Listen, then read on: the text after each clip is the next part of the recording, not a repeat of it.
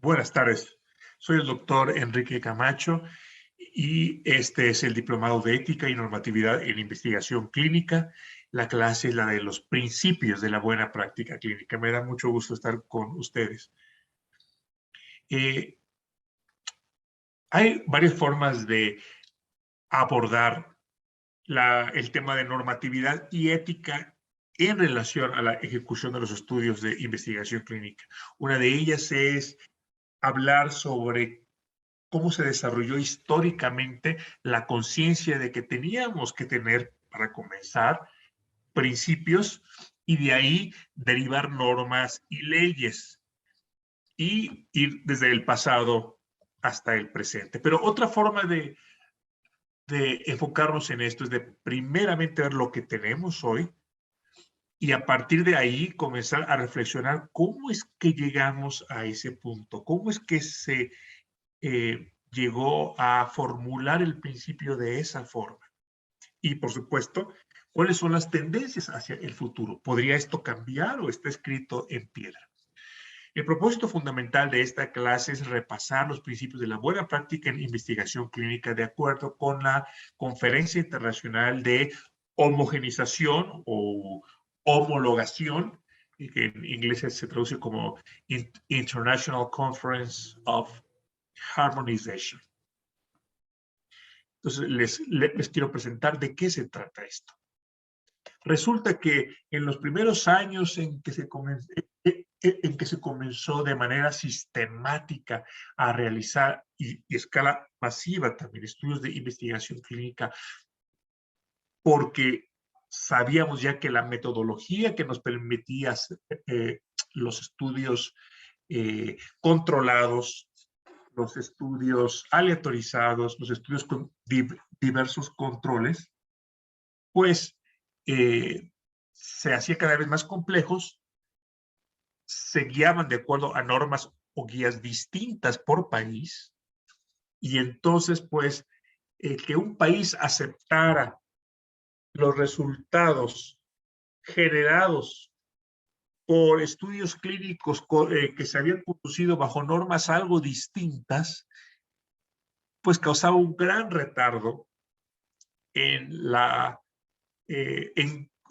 decisión sobre si este medicamento iba a ser seguro y eficaz, y por lo tanto también en su caso de su aprobación y en su uso por los pacientes que más lo necesitaban. Por eso fue importante llegar a un consenso sobre, bueno, conocemos cuáles son los principios éticos que guían la investigación clínica, no vamos a ponernos de acuerdo en esos principios, pero sí en cómo vamos a traducirlos en normas prácticas para la ejecución de estudios clínicos. Así que fueron las diferencias en los requisitos técnicos de cada país y el enorme gasto de tiempo y dinero en estudios que a veces tenían que ser repetidos. Es decir, un estudio que se había hecho en Estados Unidos después tenía que ser hecho en la Unión Europea o en Japón, porque los lineamientos eran levemente distintos, con demoras, con pérdida de vidas, con pérdida de oportunidades para una mejor calidad de vida. Todo esto hizo que se llegara a un acuerdo entre diferentes agencias de salud o ministerios de salud de los gobiernos de varios países y cámaras de la industria. A la izquierda se pueden dar cuenta los gobiernos de qué países han participado en la ICH y también a la derecha qué cámaras de la industria farmacéutica.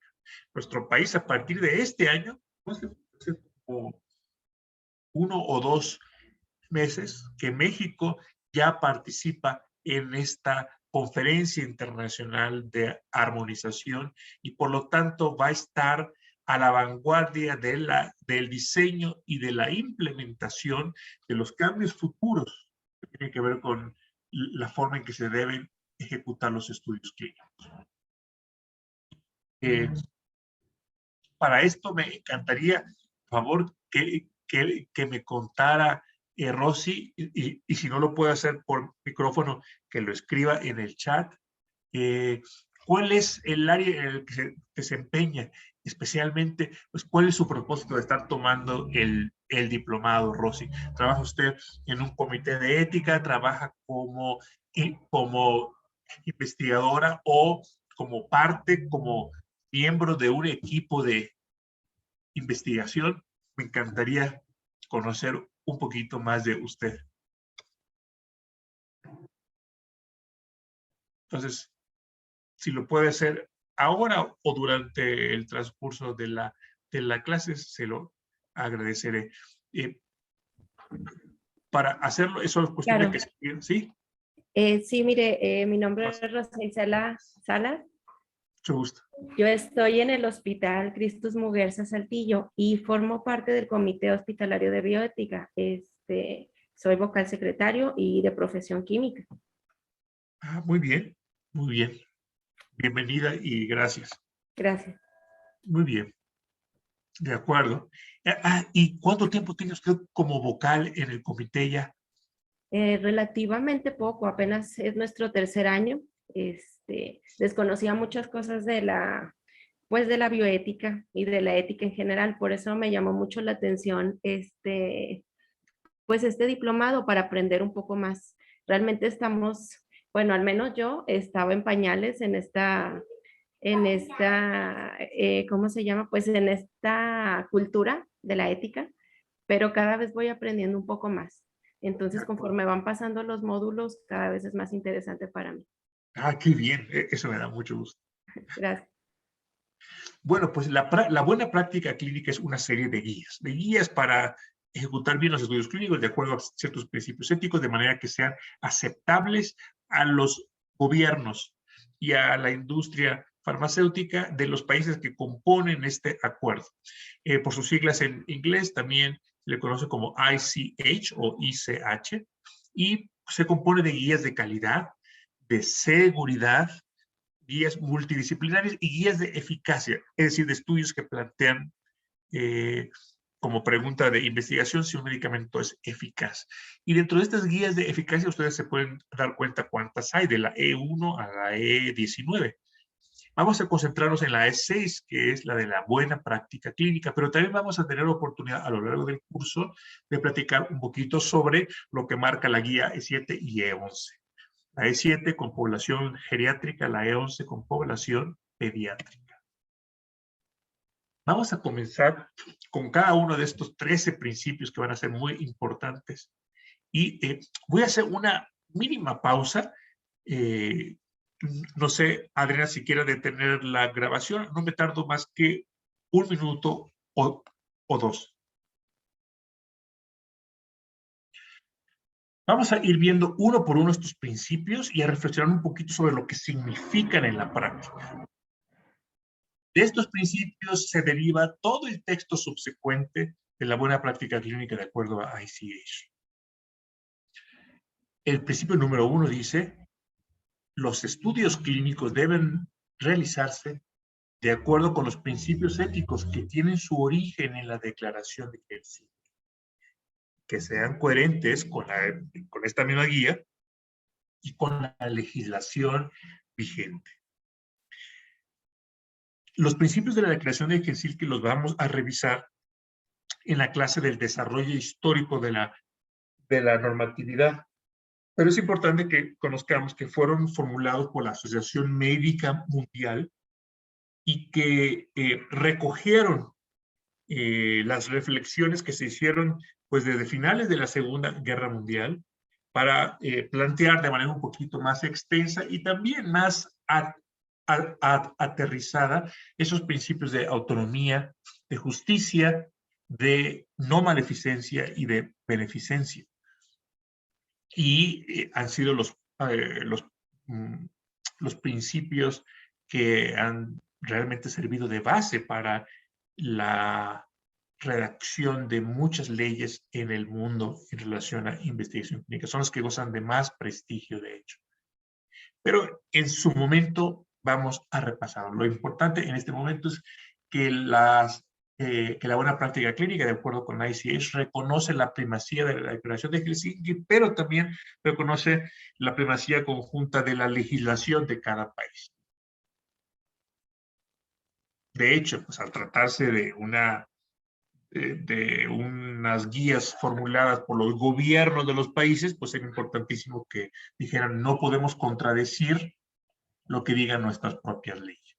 Por ejemplo, si en estas guías habla de que es necesario que haya un testigo, por lo menos, un testigo de la firma del formato de consentimiento informado del paciente, y en México la legislación dice que 2, pues bueno, no podemos dejarla más estricta en aras de guiarnos por la Declaración de Helsinki, sino, o por la buena práctica clínica de acuerdo a ICH.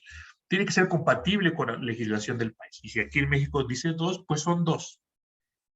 Ante una circunstancia en que tengamos duda, siempre lo mejor es irnos por la norma que nos parezca más estricta. Rosy, me encantaría, por favor, para que no se canse usted de escuchar solo mi voz, que lea, por favor, el principio número 2.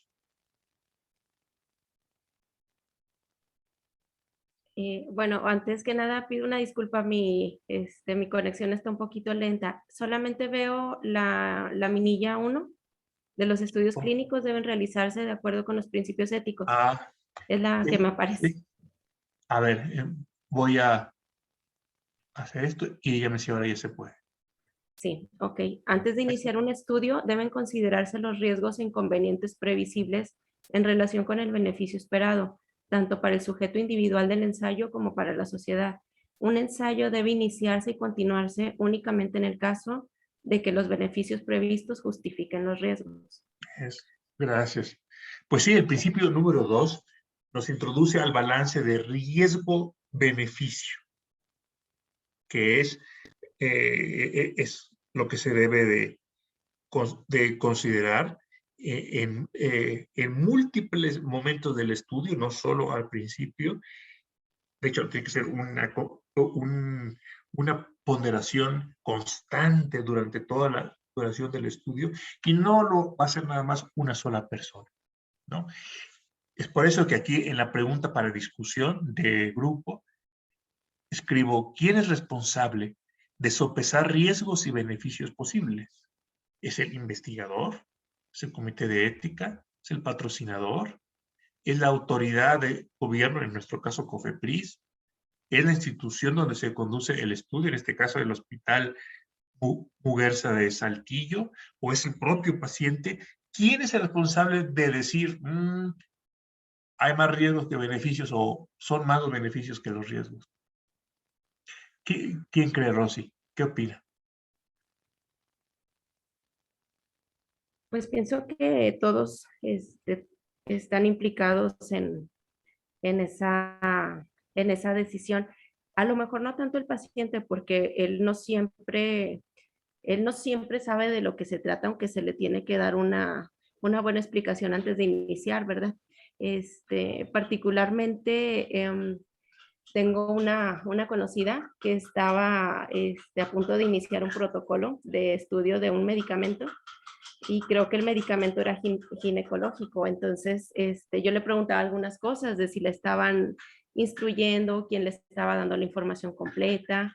Ya me decía que era por parte de, pues de la empresa que le estaban reclutando, le estaban haciendo ciertos estudios, a ella le estaban manteniendo informada. Entonces, era uno de los comentarios que yo le hacía. Tú siempre que tengas dudas debes de preguntar, pero bueno, entiendo que hay cosas a nivel técnico que a lo mejor ella podía desconocer. Entonces, sí pienso que es un conjunto de, o sea, todos hasta cierto punto tienen un grado de, ¿cómo se llama? Sí, o sea, tienen un grado de responsabilidad, tanto de informar como de saber. Es cierto, es cierto. Todos.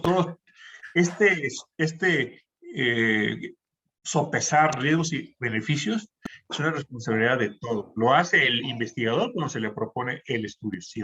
Porque sabe que él será el responsable final de la seguridad de sus pacientes. Lo hace el comité de ética. Lo hace el patrocinador también. Por eso es que se anima a hacerlo, o hace enmiendas al estudio, porque él está constantemente sopesando riesgos y beneficios. Lo hace COFEPRIS también cuando lo revisa el estudio. Lo hace la institución cuando el director emite una carta diciendo que sí va a permitir que ese estudio se haga en sus instalaciones, en su hospital. Y por supuesto que el paciente también, como usted bien dice, no podrá en ocasiones comprender la magnitud de los riesgos o de los beneficios, pero hay algo que nosotros no comprendemos y que él sí comprende mejor que nadie, que es cuál es su situación personal, cómo se siente, qué expectativas tiene, qué le interesa, ¿no? Y si vive lejos, si no, si es costeable o no, desde el punto de vista de tiempo, de esfuerzo. O sea, hay varios elementos ahí que solamente el paciente sabe sobre su propia vida que nosotros no. Entonces, es el conjunto de todos ellos los que va a determinar el balance. No solo el conjunto, sino cada uno de ellos individualmente. A lo que me refiero es que si uno de ellos dice no, pues no se puede hacer el estudio. Estamos de acuerdo, Rosy. Si Cofepris dice no, aunque todos los demás que están aquí en la lista digan sí, pues no se puede hacer. Si el investigador dice no, pues tampoco. Si el comité de ética dice no, o si el patrocinador dice pues no, tiene que ser el consenso de todas las partes aquí involucradas. Vamos a ver el principio número 3 que dice los derechos, la seguridad y el bienestar de los sujetos de un estudio son las consideraciones más importantes y deberán prevalecer sobre los intereses de la ciencia y de la sociedad. Esta foto y otras parecidas me encantan, Rosy. Este es el fotógrafo Spencer Tunick, que el tema de su fotografía artística siempre es grandes masas de seres humanos desnudos, en plazas, en calles, todos, hombres, mujeres, ancianos, jóvenes, de todas las razas, pero en grandes concentraciones. A mí me parecen muy interesantes sus fotos porque se puede interpretar, o yo como las percibo, es la masificación, casi cosificación del ser humano, y por otra, lo precioso de ser individuos irrepetibles, únicos, ¿no? Cada una de las personas que aparecen en sus fotos tiene su propia historia, sus expectativas, miedos, sus planes, sus culpas, sus deseos, sus sueños y su propio cuerpo en el que se genera todo esto, su propia alma. Y a la vez, en el colectivo, somos parte de algo mucho más grande, así retratados sin ropa y todos juntos. Se da cuenta que en ese momento desaparecen las clases sociales, ¿sí o no? Desaparecen los títulos profesionales. El estado civil, la afiliación religiosa o política, los vegetarianos y los que le encantan la carne, los tigres y los rayados, todos ahí juntos en una sola masa, en un solo colectivo, que es la humanidad. Y esta foto me encanta porque también me hace reflexionar sobre la investigación clínica. Y le pregunto, si la investigación científica debe tener una función social, o sea, es por el bien de la humanidad, ¿por qué se le da primacía al individuo? Dice ahí que los derechos, la seguridad y el bienestar de los sujetos son las consideraciones más importantes y deben de prevalecer sobre los intereses de la ciencia y de la sociedad. A ver, entonces, ¿cómo está la cosa? ¿Viene primero la sociedad y después el individuo, o primero el individuo y luego la sociedad? ¿Cómo está esto en la investigación clínica?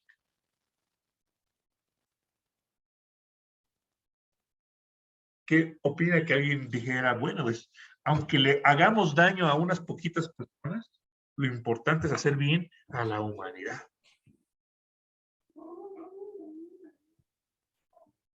Es el individuo. ¿Sí? ¿Sí? Sin individuo no hay sociedad. Sin sociedad tampoco hay individuo por gran tiempo, pero finalmente el individuo es quien inicia todo, porque quien piensa es el individuo. se nos ha, se nos ha querido vender de pronto la idea de un pensamiento colectivo, ¿no? O de un sentimiento colectivo, ¿no? No hay otra cosa como un pensamiento colectivo o un sentimiento colectivo. Hay un pensamiento que puede tener la mayoría de las personas o un sentimiento que puede tener la mayoría de las personas. Eso es una cosa muy distinta. Es una cuestión puramente estadística. Que influimos el uno en el otro es cierto, pero finalmente cada uno de nosotros es una unidad y es único. Pues, en un estadio de fútbol, meten gol los Tigres, podemos ver que, no sé, que 20,000 personas saltan, se abrazan, gritan, están felices, y aún así, la manera en que lo está experimentando cada una de ellas es distinta. En un caso, pues tendrán toda su vida siendo aficionados al equipo, otros acaban de conocerlo, otros son niños que están contentos por contagiados por sus papás, otro quizá es una novia por ahí que está acompañando al novio, pero a ella ni le interesa los Tigres, pero pues ve a su novio contento y se contagia por los demás, pero obviamente su experiencia interna es otra. Entonces, cada persona experimenta cosas distintas. Y esto en investigación clínica, claro, se traduce a que no podemos olvidarnos ni aplastar ni violentar a la persona. Porque en el momento en que comencemos a hacerlo, no vamos a conseguir ni una cosa ni la otra. Ni alcanzaremos la justicia para la persona, ni tampoco descubriremos algo que sirva para los demás. Es mentira de que solo valemos, solo tenemos valor en tanto somos una pieza, un bloque en el gran edificio de la sociedad. Cada uno de nosotros tiene un valor especial y esto es algo que recordarán siempre los miembros de un comité de ética a la hora de estar checando la viabilidad de un estudio clínico. Se puede imaginar situaciones de conflicto entre los intereses del individuo y la sociedad en el área de investigación para la salud. Esto es importante porque en la gran mayoría de los casos lo que beneficia a las personas de manera individual también acaba beneficiando a la humanidad como un todo. De manera que en la mayor parte de los casos hay un falso dilema entre beneficiar a la sociedad o beneficiar a la persona. Casi siempre es falso, pero a lo mejor hay circunstancias excepcionales. Hay circunstancias excepcionales en donde es importante no guiarnos por el derecho individual cuando esto puede afectar el derecho de miles de personas. Por ejemplo, cuando nos damos cuenta de que una enfermedad que padece uno de los individuos pues puede contagiar a grandes masas de personas. Y esto es algo que vamos a discutir muy, yo creo, a más profundidad cuando tengamos la clase de debates bioéticos sobre la epidemia de COVID, porque esto nos ha venido a despertar muchas cosas, ¿sí o no, Rosy? De cosas en el sentido de, ¿se le debe exigir vacuna a las personas? Muy bien. Principio número 4. Voy a pedir que lo lea, por favor.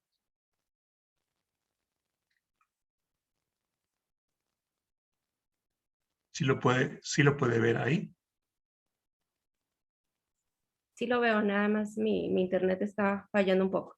Sí. Dice, la información clínica y no clínica disponible sobre un medicamento en investigación deberá ser suficiente para avalar el ensayo clínico propuesto. Así es, debe ser suficiente. ¿Y cómo puede revisarse de manera concisa esta información clínica y no clínica? Pues para saber si tiene suficiente sustento el ensayo clínico que se nos está proponiendo. ¿Cómo se llama ese documento en donde checamos esa información clínica y no clínica?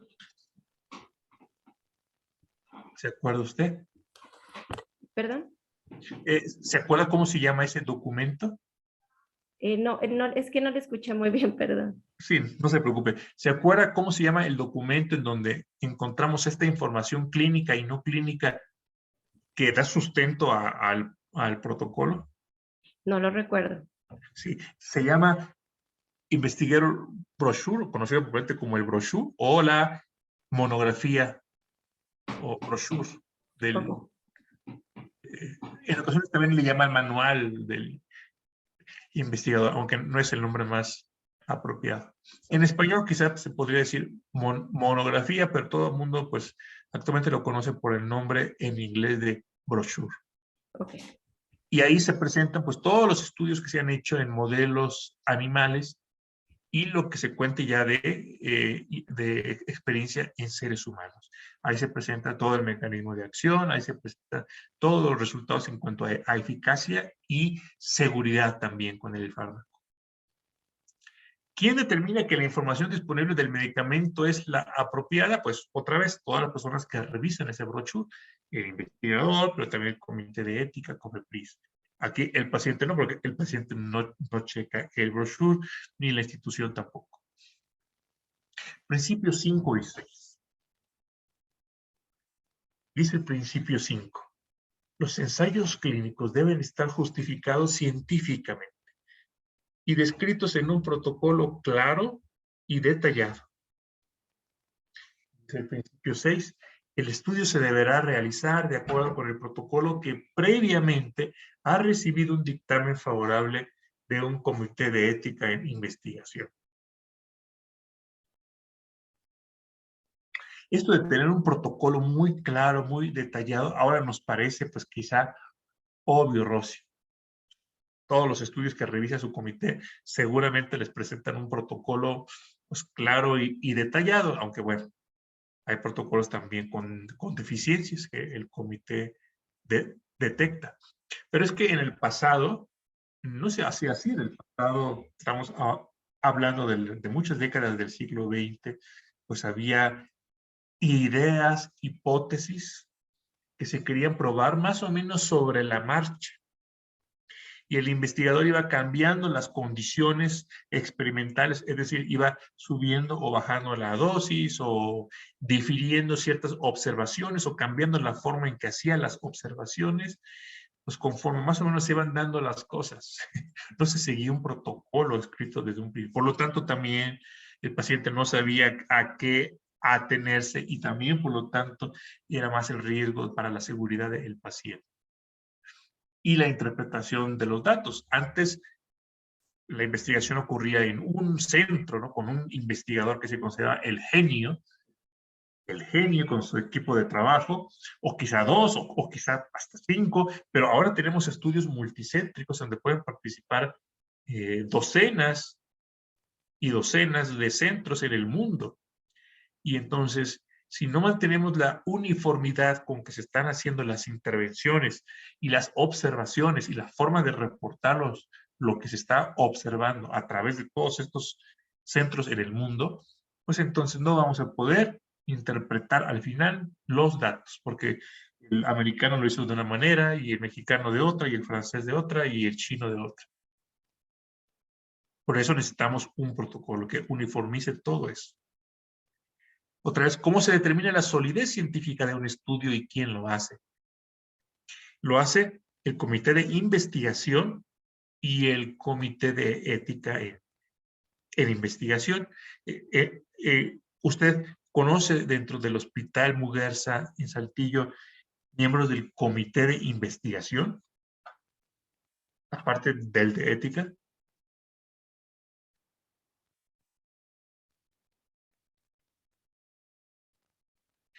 La ley ha determinado que en cada centro se establezca un comité de ética en investigación, un comité de investigación que se encarga de los aspectos científicos del estudio. Eso es lo que va a validar.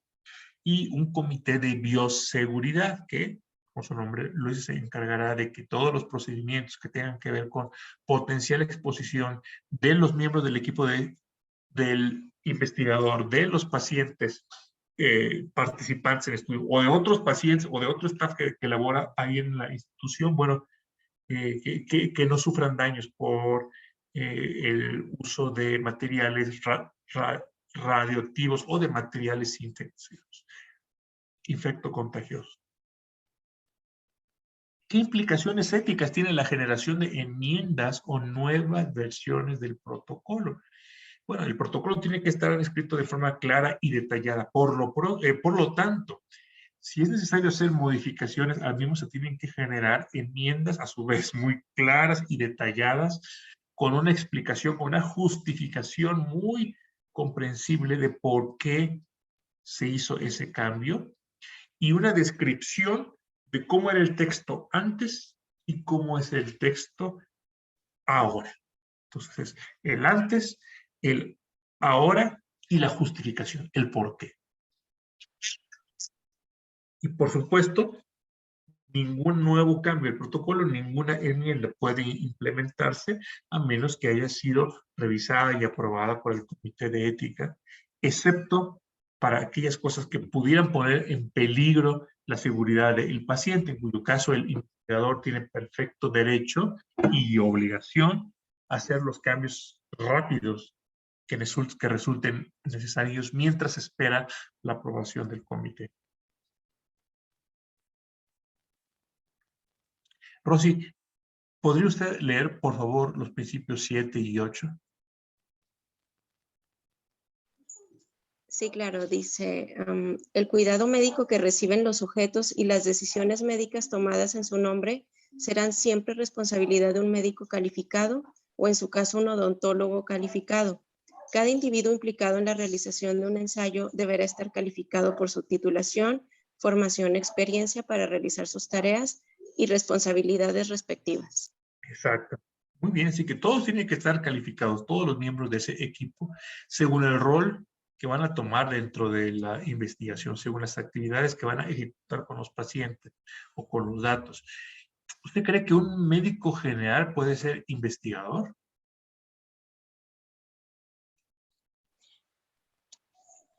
Tendría que estar calificado para poder hacerlo. Muchas gracias. Yo creo que la respuesta que ha dado es la mejor. Más que el título, es si está calificado o no. Es decir, el conocimiento que requiere ejecutar ese protocolo, los procedimientos, la vigilancia de la seguridad del paciente, ¿la puede dar este médico?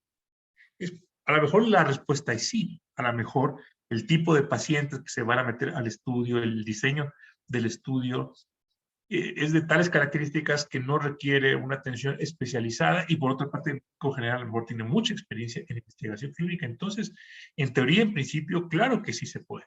Pero lo importante es saber, más que el título, si está, como usted bien dice, calificado para lo que el protocolo exige.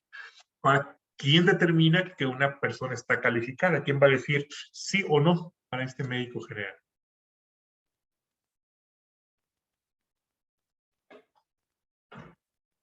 ¿Será el patrocinador? ¿Será COFEPRIS? ¿Será el comité de ética? ¿Será el paciente?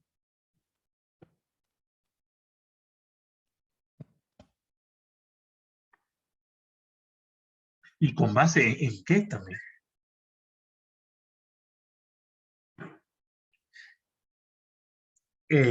Como vocal del comité de ética, posiblemente usted recuerda que le ha llegado también el currículum vitae del miembro del equipo de investigación.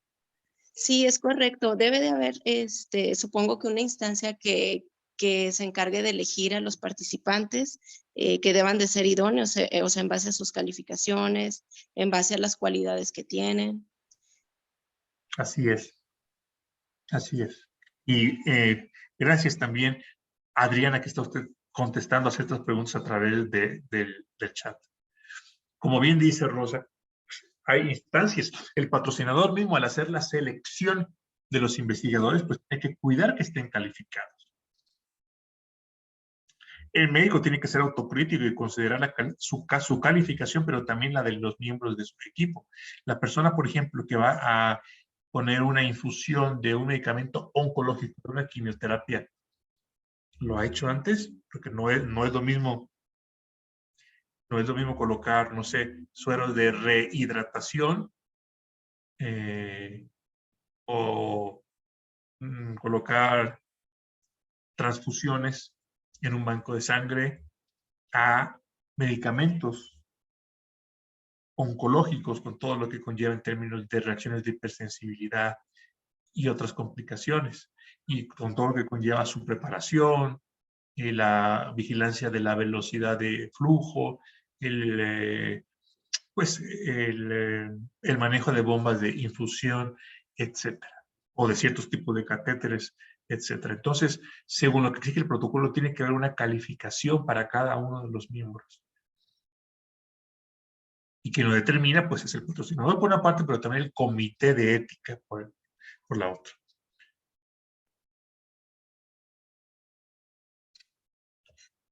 El siguiente principio, principio número 9, dice, se debe obtener de cada sujeto el consentimiento informado, otorgado de forma libre, antes de su participación en el estudio clínico. Vamos a analizar un poquito este principio. ¿Qué significa otorgado de forma libre? ¿Qué significa que es un consentimiento informado? ¿Y qué significa también eso de antes de su participación en el estudio clínico? Vamos a comenzar por los dos adjetivos que se le da a la palabra consentimiento. Dice que tiene que ser informado, tiene que ser libre. Por informado, ¿qué es lo que entendemos, Rosa? Tiene que ser por escrito lo que les entreguen. Generalmente porque se requiere de su firma autógrafa para poder participar. Se les tiene que informar qué es lo que va a suceder antes, durante, y seguramente después de su participación. Y de forma libre porque no tiene que estar sujeto a lo que le esté diciendo alguna otra persona. O sea, es su decisión. Nada más él decide si va a continuar o no va a entrar, ¿verdad?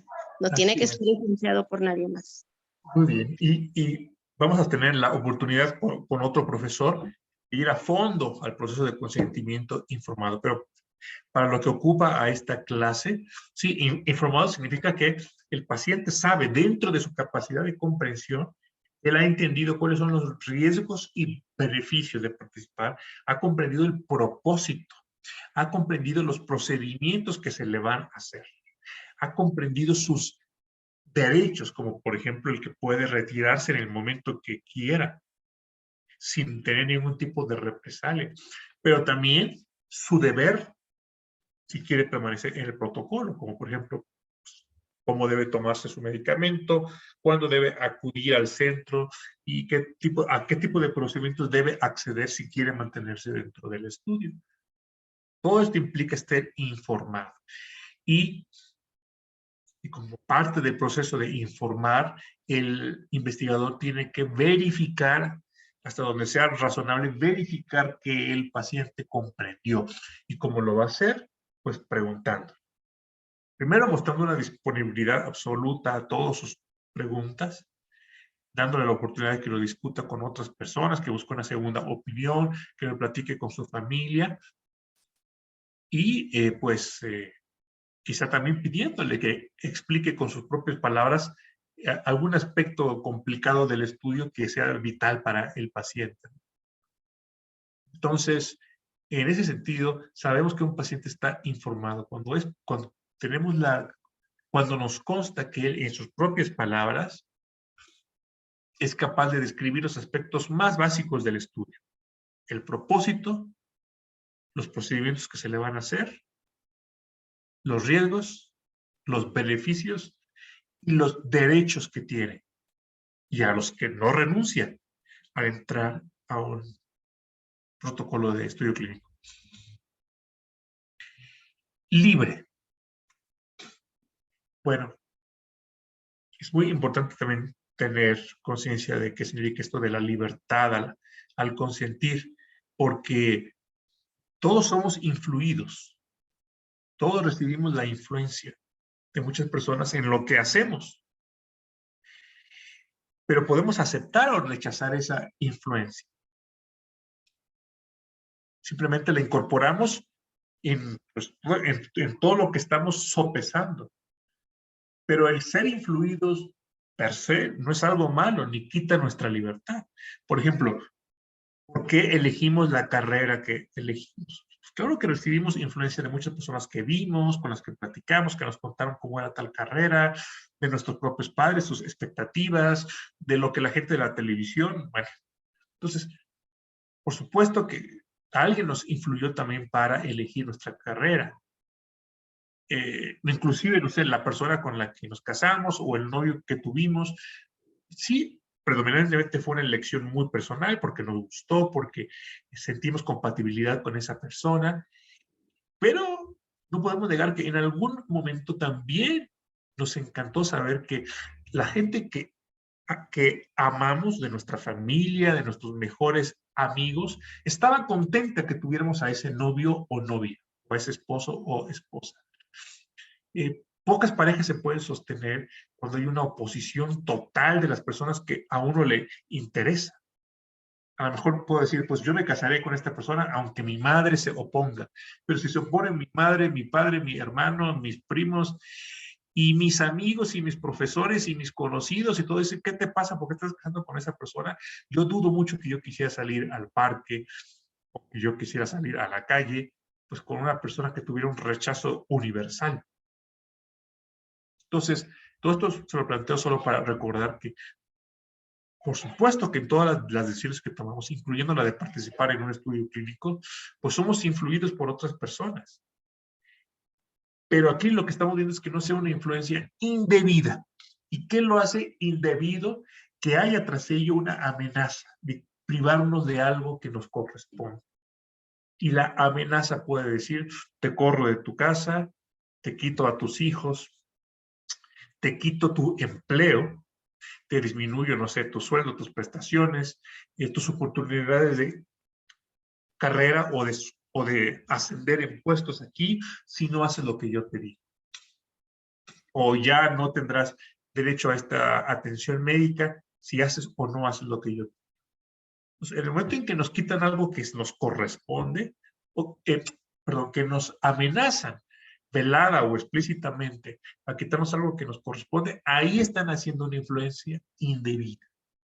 De tal suerte que si el paciente nos cuenta que su suegra insiste e insiste en que no participara o en que sí participara, pues aunque se lo diga la suegra 1000 veces, yo no puedo, desde el punto de vista de la autonomía de esta persona, yo no puedo decir, ah, caray, es una influencia indebida.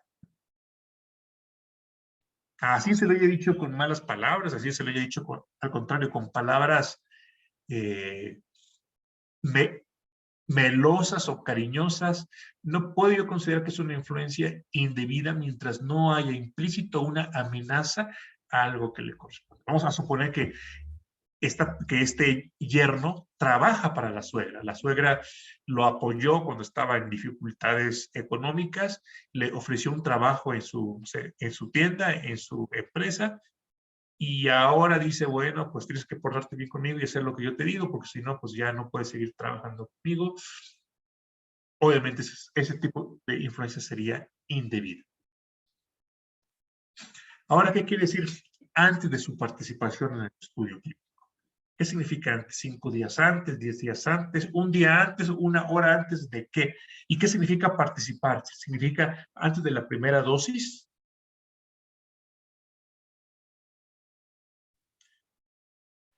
Pues sí, sería desde antes de que inicie el estudio, darles la información completa. Claro. Hace tiempo, quería hacer un cuéntame. comentario. Hace tiempo que vi un documental interesante de la DW. Ahorita que estamos hablando de toda la información que se debe de dar completa antes de iniciar algún protocolo, las personas que ingresan a los protocolos confían en quienes les entregan la información. Desafortunadamente a veces hay intereses, pues intereses turbios, ¿no? Por eso yo creo que es muy importante la participación de los comités de ética en investigación. En ese documental, lo que trataba de hacer ese, pues investigador, intentaba vender a una empresa unos dispositivos para, no me acuerdo, iban a hacer algo en el área ginecológica.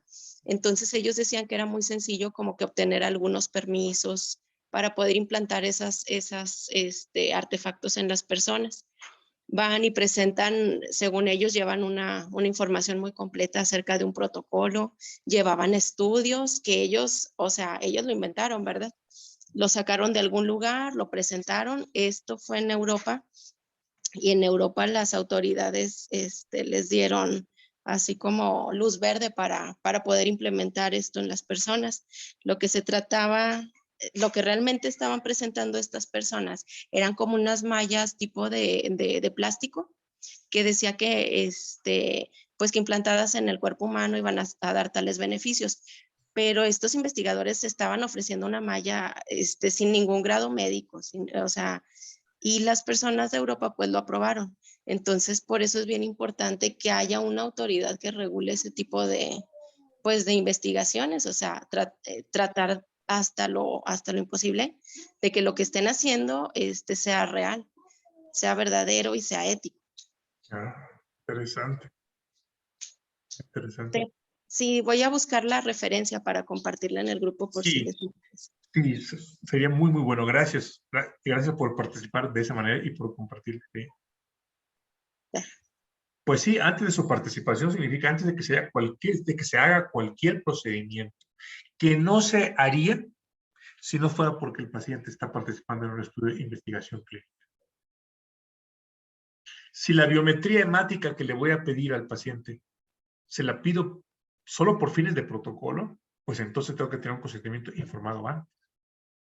Si le voy a tomar una radiografía, un TAC, si le voy a hacer una encuesta, ¿no? Si le voy a pedir que llene un cuestionario de calidad de vida, que no es parte de su atención médica normal, sino que se lo estoy pidiendo por el protocolo. Entonces, este es un procedimiento del protocolo y el consentimiento informado tuvo que haber sido obtenido antes. No es entonces con la primera dosis. La aplicación de dosis de un fármaco experimental, claro, es uno de los más importantes procedimientos del estudio, pero puede haber muchos antes que eso. Entonces, antes de que se haga cualquier cosa que no estaría contemplada como parte de la atención médica de este paciente. Dice también este principio que se debe obtener de cada sujeto el consentimiento informado de cada sujeto. Y pregunto, ¿es posible que un grupo, un colectivo, otorgue su consentimiento? No, tendría que ser de manera individual. Exacto. Aunque dijera, por ejemplo, el líder de la comunidad menonita, no, pues aquí o todos le entramos o nadie le entra porque somos una comunidad muy compenetrada, así son nuestras tradiciones, y aquí con que pues el pastor o el líder de la comunidad aquí en Cuauhtémoc, Chihuahua, digo, de esta colonia menonita en Cuauhtémoc, Chihuahua, con que diga que sí o que no, con eso basta. ¿Qué le podríamos contestar a esta persona? ¿Por qué es importante tenerlo de cada sujeto? Porque él estaría influenciando al resto de los miembros. Cada persona es responsable de decidir sobre pues sobre lo que va a realizar, sobre lo que le van a hacer. Así es. Así es. Y hay que decirlo con todas sus palabras, cada persona es responsable de su cuerpo y de lo que hace con su cuerpo. ¿A dónde camina su cuerpo? ¿Qué pastillas se toma a través de su cuerpo? ¿Qué es lo que quiere ver? ¿Qué es lo que quiere decir? El cuerpo nos individualiza bastante.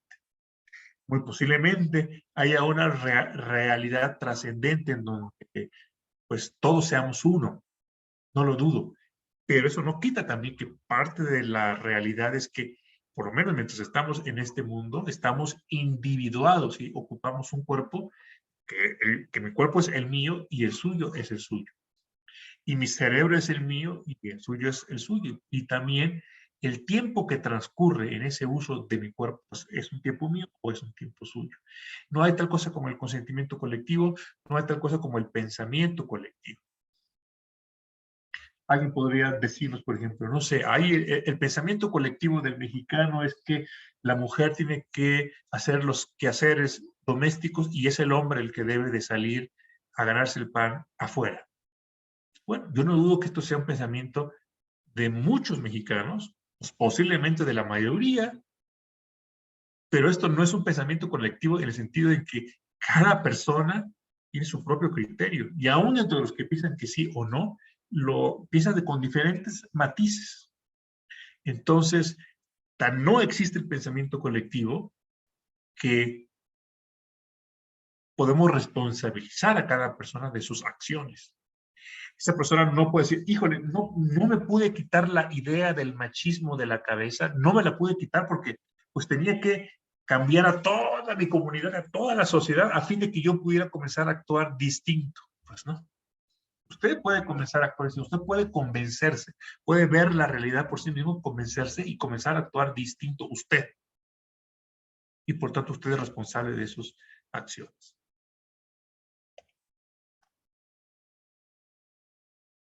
Vamos a ver el próximo. El próximo, creo que le toca a usted, Rosa, si me hace el favor. Sí, claro.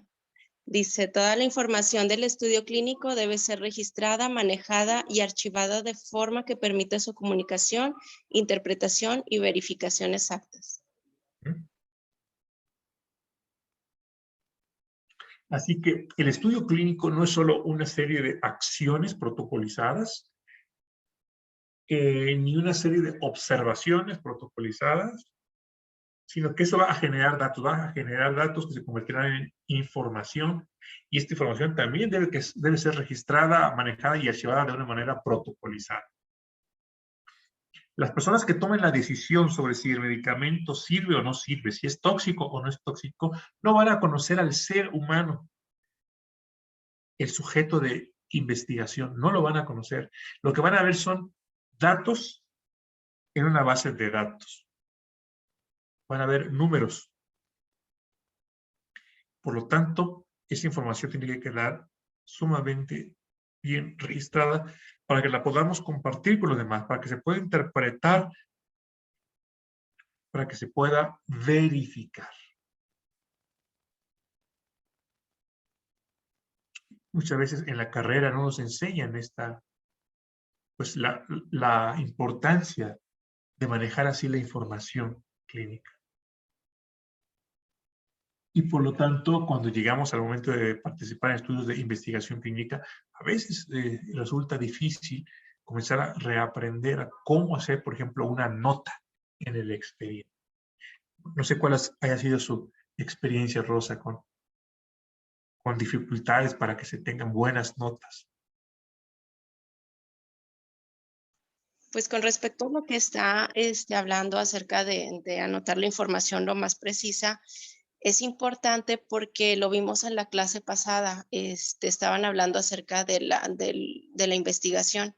Entonces decía que teníamos que ver, eran los límites de la investigación. Teníamos que estar parados en ciertos sitios, saber en dónde estábamos y hacia dónde nos dirigíamos. Entonces supongo que para que pueda continuar a lo mejor una investigación, se tiene que tener asentada esa información lo más concreta posible. De acuerdo, completamente. Y no siempre es fácil. En ocasiones se requiere pues sí, una reorientación de las personas que participan en el estudio sobre cómo hacer este registro de la información. Tenemos entre nosotros también a una compañía nueva que veo que se unió a la clase, que es Maru. Sí. Bienvenida, Maru. Gracias, discúlpenme la tardanza, pero ya estamos aquí. Muchas gracias, Maru. Gracias. Al contrario, también por su paciencia, yo también entré tarde, desafortunadamente. Maru, nos puede, bueno, me puede, porque ya la conocen sus compañeros, pero me puede, por favor, dar su nombre completo y decirme cuál es su propósito al estar tomando el diplomado. Mi nombre completo es María Eugenia Guzmán Elizondo y mi objetivo es empaparme más de toda la reglamentación para la investigación clínica y más en los últimos tiempos que hemos tenido eventos inesperados. Y también me interesa mucho promover mucho la bioética y participar en comités de bioética. Muy bien, muchas gracias, Maru. Entonces, ¿actualmente usted no participa en comités de bioética? No, actualmente nada más trabajo como asesora externa en áreas clínicas. De acuerdo. Ok, como asesora externa, o sea, no está participando dentro del staff o el personal de un médico investigador para protocolos. No, precisamente el año pasado fui invitada por una institución que se encarga de investigación de protocolos clínicos.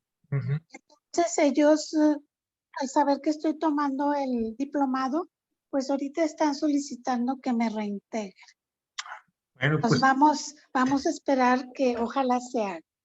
ojalá que sí, y que disfruten mucho de estas clases y que les sean útiles. Y sí, he Tanto que se disfrutado incorporan, mucho. o sea, sí, de acuerdo.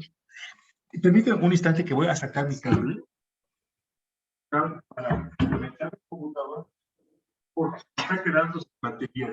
Disculpe, pero no me tardo más que un instante.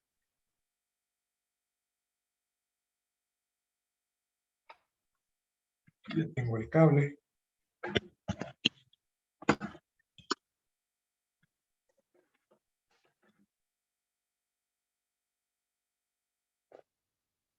Muy bien, continuamos.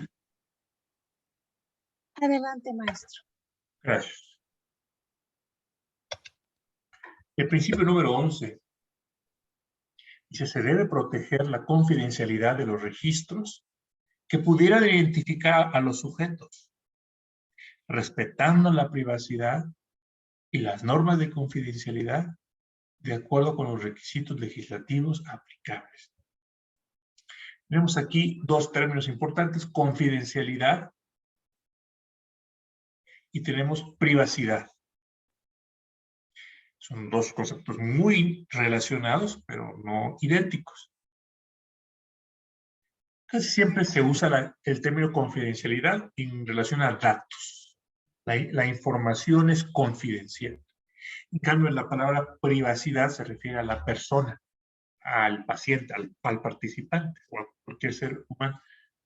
Tiene que ver con su derecho a mantener algunos aspectos de su vida, de su salud en este caso, para sí mismo y no para otros. Generalmente se refiere a pues que nadie pueda interferir con actividades de él, con su forma de actuar en sociedad, con su forma de relacionarse, si no está, si no aprueba esta persona que se conozca por otros. Privacidad. Por ejemplo, si un monitor, si un patrocinador irrumpe en un consultorio en donde se está dando atención, se está haciendo el examen físico de un paciente, aunque no sepamos el nombre del paciente, aunque no sepamos fecha de nacimiento y no echemos un ojo al expediente, o sea, aunque no tengamos información en datos, estamos violando su privacidad si no le pedimos permiso para entrar, ¿sí o no? Es correcto. Exacto, en cambio la confidencialidad ya se refiere a pues, cómo se llama el paciente, cuál es su fecha de nacimiento, etc. Entonces, la privacidad tiene que ver con un espacio donde yo me desenvuelvo, específicamente en donde uso mi cuerpo, en donde hago acciones. ¿Verdad?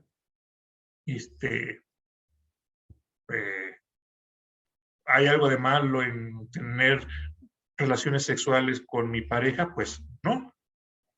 Pero no por eso, no porque no sea malo, yo voy a dejar que lo vean otras personas. Ese es un espacio mío, es un espacio privado. De la misma forma, la conversación que tengo con mi hija, en donde platicamos sobre sus temores, sobre sus oportunidades, sobre pues, las cosas buenas y malas que hemos pasado, pues a lo mejor si se publica por todas partes, pues nada de eso ni es un crimen, nada de eso es algo que rompe ninguna ley, pero yo quería mantenerlo para mí y para mi hija. Esas son violaciones a la privacidad. Y a ambas cosas tenemos que proteger a nuestros pacientes, sus datos y él como persona en cuerpo. Sin embargo, dice ahí también que hay que respetar los requisitos legislativos aplicables. Nuevamente, estos principios de la buena práctica clínica por ICH fueron formulados por la industria y por los gobiernos. Entonces, ellos siempre ponen mucho énfasis en que esté de acuerdo con la ley de cada país. Porque la ley de cada país puede exigir se revelen ciertos datos para prevenir daños a la población con casos de enfermedad infectocontagiosa. Vamos ahora a pedirle también a Maru que nos apoye con la lectura de este principio número 12, Maru. Me hace favor.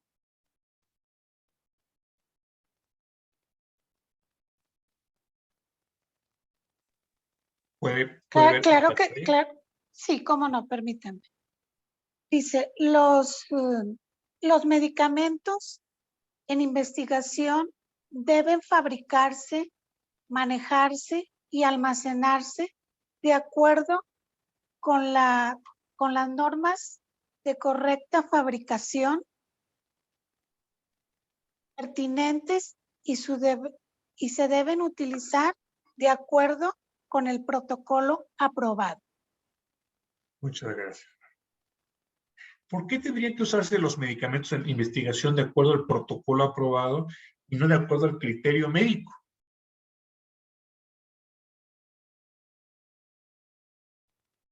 ¿Qué piensan?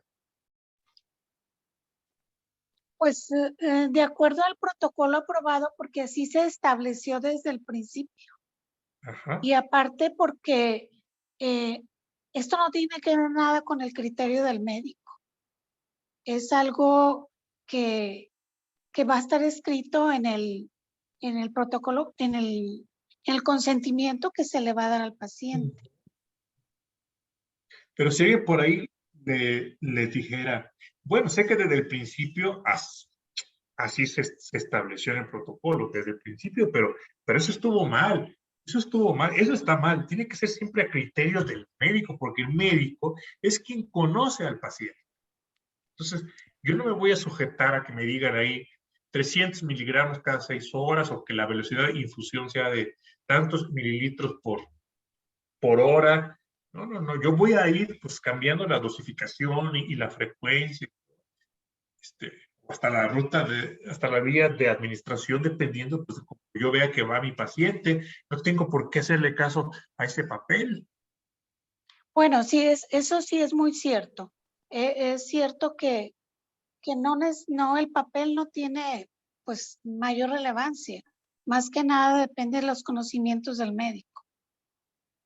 Muchas gracias. Bueno, aquí entonces, ¿qué podríamos contestar, Rosy? ¿Debe ser por el criterio médico o debe ser de acuerdo con el protocolo? ¿Cómo está la cosa? Pienso es que el criterio médico varía de un doctor, de un médico o de un profesional de la salud a otro. Sí es bien sabido pues que cada médico conoce a sus pacientes, pero por algo existe un protocolo ya establecido y aprobado. Muchas gracias. Exacto. Por algo existe y ese algo es lo que tenemos que conocer para dar respuesta a esta pregunta. ¿Para qué se hace un protocolo? Porque podríamos estar sin protocolo, digo. No todos los pacientes están siendo tratados de acuerdo a un protocolo de investigación, ¿sí o no? Pues se hace para proteger al paciente, ¿no? Ajá, pero ¿cuál es el propósito de hacer investigación clínica y de escribir un protocolo de investigación? No un protocolo de atención, de investigación, que es lo que nos ocupa acá. Porque en base a los hallazgos se van a hacer las modificaciones y los hallazgos tienen que quedar asentados, supongo, también en papel como parte del protocolo. Sí. En cambio, si el médico lo va cambiando según su juicio y su criterio, no va a haber algo, digo, además de las notas médicas, no va a haber algo que nos dé como una certeza, como lo haría un protocolo establecido. Y si no nos da certeza, no podremos contestar la pregunta de investigación. Entonces, aquí quiero ir a la raíz del asunto, Maru y Rosa. Un estudio de investigación que se escribe a través de un protocolo, bueno, se plasma en un protocolo, tiene un propósito, no es curar al paciente, no. El propósito de un protocolo de investigación clínica es contestar una pregunta, o varias. La pregunta es, ¿esta cosa, este fármaco, esta vacuna, es eficaz?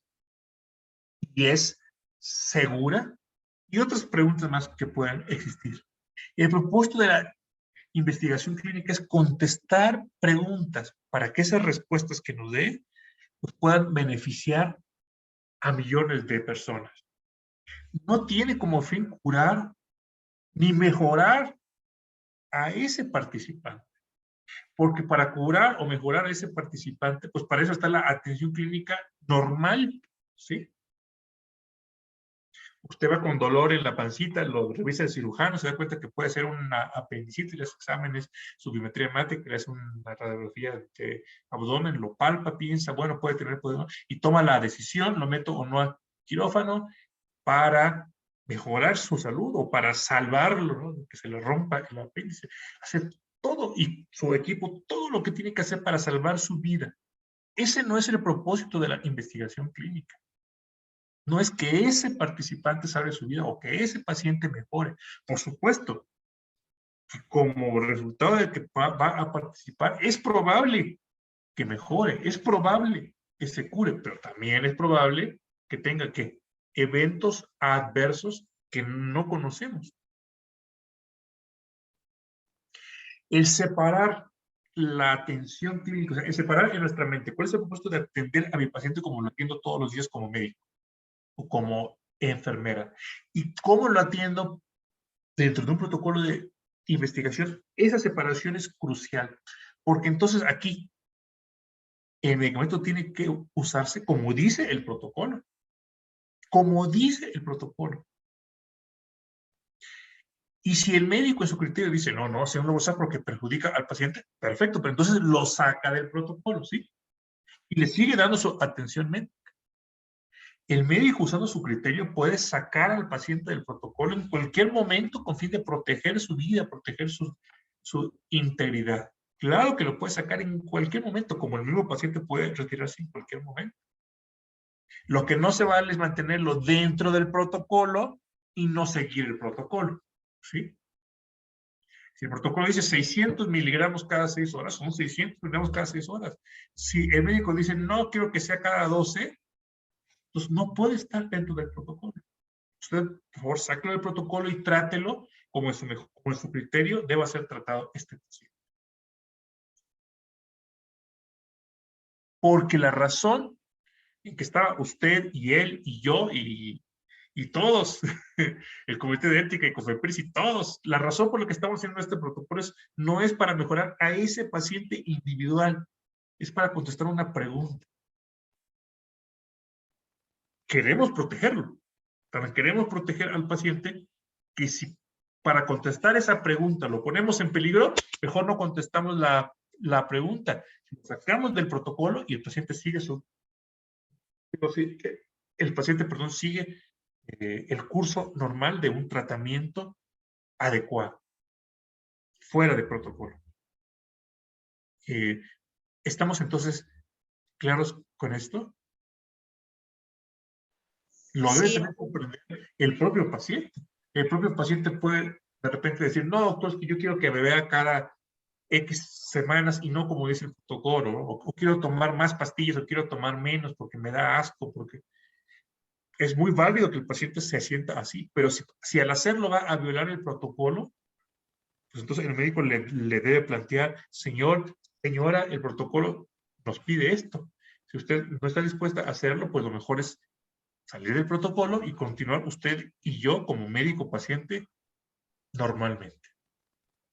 Muy bien. Correcto. El 13. El 13 le toca a Rosa, ¿verdad? Sí, claro. Dice, se deben implementar sistemas con procedimientos que aseguren la calidad de cada aspecto del estudio. Sistemas con procedimientos que aseguren la calidad. ¿Qué significará calidad en investigación clínica?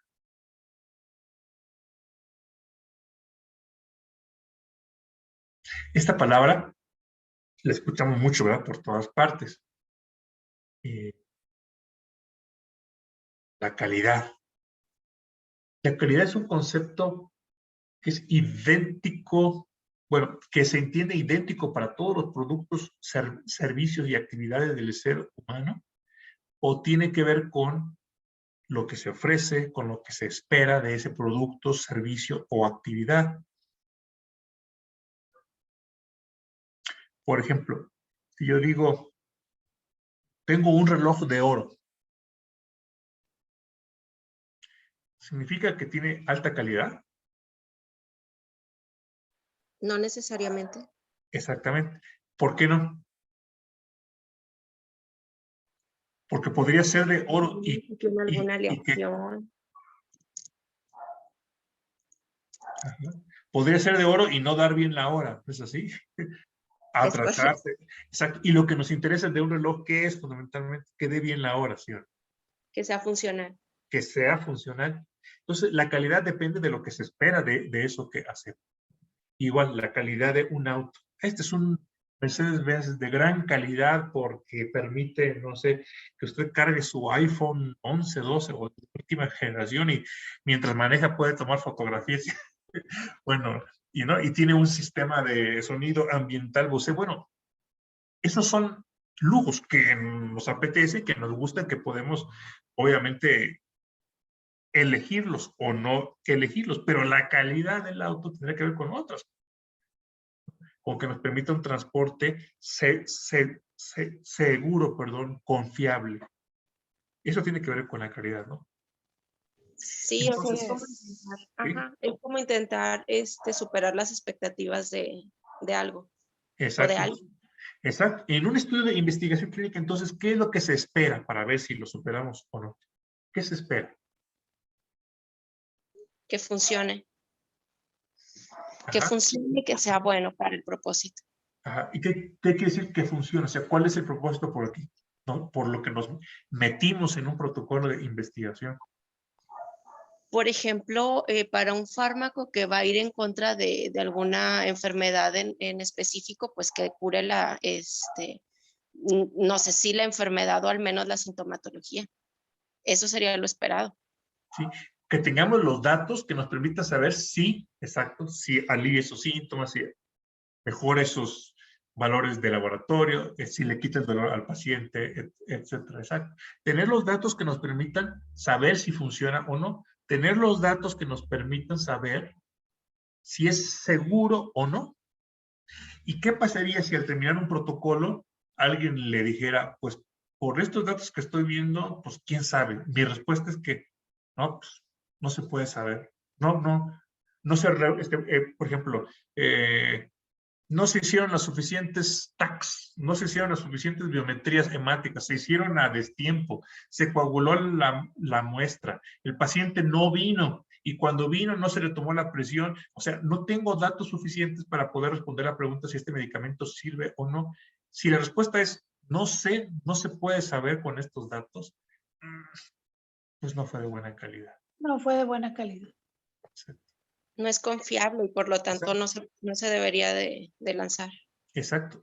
Nuevamente, a lo mejor el participante le fue muy bien y él está muy contento con él, porque dice, no, pues me atendieron de maravilla, pues que en el hospital tengo que hacer espera de 1 hora, aquí la espera era de 15 o de 5 minutos, me atendían con una sonrisa, me explicaron todo muy bien, o sea, el paciente puede estar muy contento, el médico puede estar muy contento, no, pues fue una experiencia fantástica, porque todos los monitores y el patrocinador súper amables, había conferencias con otros investigadores en el mundo, bueno, y en los tiempos antes de la pandemia, antes cuando los investigadores iban de viaje para una conferencia, pues, y me pagaron el viaje a una conferencia donde me explicaron todo el protocolo, súper interesante, ¿no? Las diapositivas súper lindas, y el pago por las consultas que hacían en el protocolo era un pago bastante bueno, así que estoy feliz.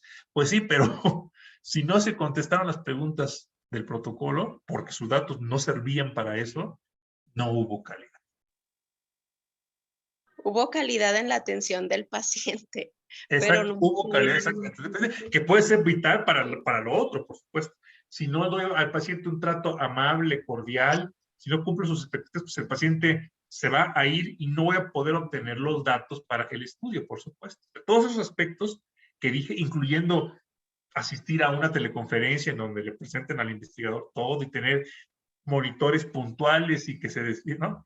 Todo eso es parte de la calidad en tanto ayude a este aspecto central que es todo este esfuerzo que tuviste, todo el esfuerzo de tus pacientes, la desvelada del paciente que se vino desde Monclova hasta Saltillo en camión para estar a tiempo para que le tomaran las muestras de sangre. Todo ese esfuerzo produjo datos que se pueden interpretar o produjo datos basura. Pues en este caso, fueron datos basura, porque no hicieron no siguieron ¿cómo se llama? Pues lo que el protocolo marcaba, o sea, no tomaron bien las muestras, el paciente no se presentaba, etcétera. Así es, así es. Entonces, ahora, ¿qué podemos hacer para obtener calidad? Ya nos dimos cuenta de qué da calidad en investigación clínica, queremos calidad, ¿y qué podemos hacer? Aprendernos de memoria el protocolo, tener siempre en nuestro staff gente entusiasta, con mucha atención, gente joven, ¿qué podemos hacer para tener calidad? Tener unas instalaciones muy padres, súper modernas, con grandes ultracongeladores. ¿Qué necesitamos para tener calidad de acuerdo a este principio? Pues conocer, perdón, Isela, adelante. Adelante, Maru. Gracias. Pues conocer todo lo que implica un protocolo de investigación, conocer las normas, conocer pues bien el medicamento. Bueno, el medicamento se va a ir conociendo pues está en estudio, pero sí conocer todas las normas que se aplican cuando se hace una investigación. Así es. Sí. ¿Alguna otra opinión o comentario? Solamente iba a comentar eso, que teníamos que apegarnos a los procedimientos establecidos. Muy bien. Esa palabra es clave, procedimientos. Por supuesto que para tener calidad tenemos que tener conocimiento.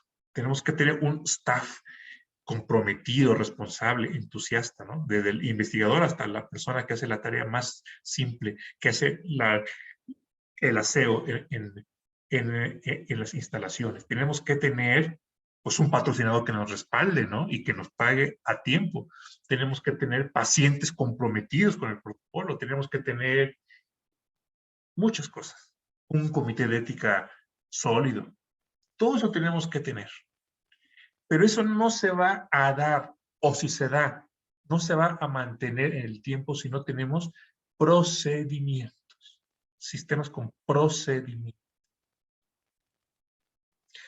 Si no se siguen procedimientos, al mejor cazador se le va la liebre con más facilidad. Quiere decir, se nos olvidará hacer cosas. Malinterpretaremos cosas.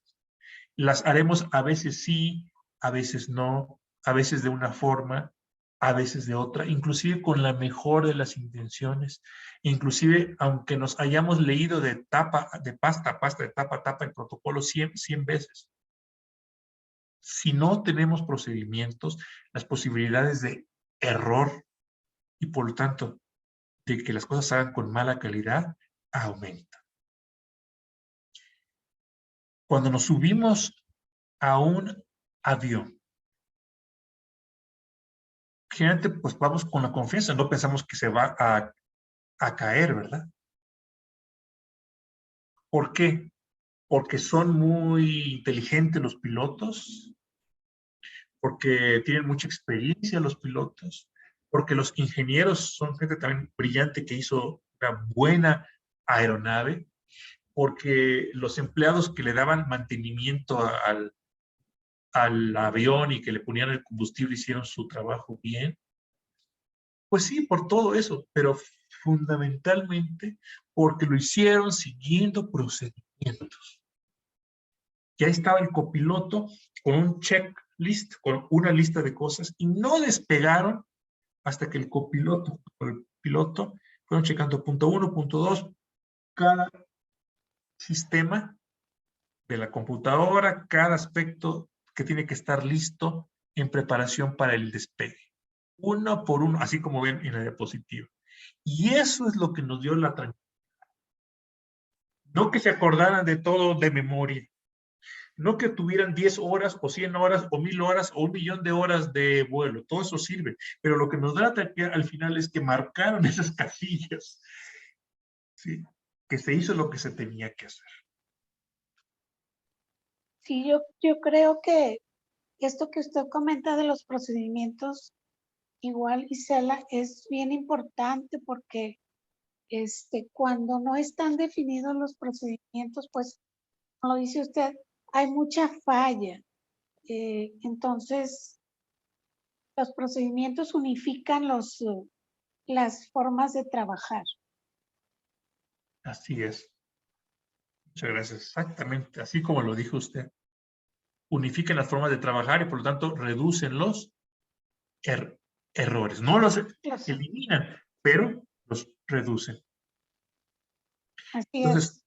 tenemos procedimientos escritos en nuestro comité de ética, tenemos procedimientos escritos en nuestro centro de investigación. Es una pregunta para reflexionar. Y los procedimientos que tenemos, ¿los conocen la gente que los debe de conocer? ¿Están accesibles? ¿O están por ahí guardados en un cajón, en un file ahí virtual, quizá en la computadora de alguien que ni sabemos en dónde están? ¿Nuestros procedimientos son claros? ¿O para leerlos se requiere un intérprete? Porque están todos súper rebuscados con un lenguaje muy raro. ¿O nuestros procedimientos son realistas? O sea, tiene que ver con cómo opera el centro, o son idealistas y bueno, aspiraríamos a hacer los procedimientos así, pero en la realidad los hacemos de manera distinta porque no se puede. Eso que escribimos era lo ideal, lo deseable, pero no lo que se puede hacer. ¿Nuestros procedimientos están actualizados o hablan de cosas ya obsoletas? Pues todas son preguntas que tenemos que hacernos, tanto para nuestro comité como para el centro de investigación. Vamos a tratar de aplicar estos principios a la práctica en un ejercicio. A la izquierda ustedes encontrarán un caso. De hecho, la mayoría son casos de la vida real. Y en la derecha encontrarán los 13 principios. El propósito del ejercicio es que ustedes me digan qué principio o principios podrían estarse violando en este caso. De los 3 que vimos, y que los tendremos ahí siempre para que ustedes chequen, ¿cuáles creen que no se están respetando? Entonces, comienzo yo a escribir el primer caso. En un estudio en diabetes surgen algunos casos en otros países participantes. Perdón que no lo escribí aquí bien. Surge un par de casos de gangrena de Fournier. La gangrena de Fournier es una gangrena espantosa de la región inguinal. Básicamente, pues sí, el perineo, los genitales se necrosan y es una condición pues sumamente grave.